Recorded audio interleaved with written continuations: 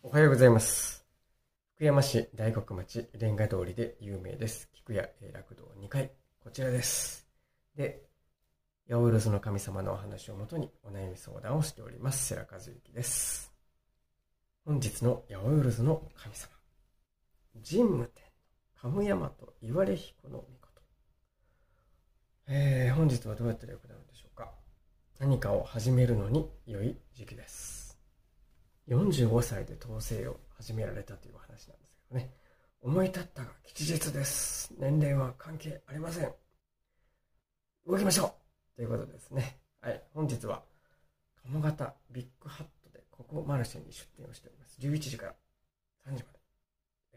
その後はこちら5時か6時かぐらいには帰ってくるかと思いますので、よろしかったらお越しください。ということで本日は皆様、頑張ろう、思い立ったが吉日です。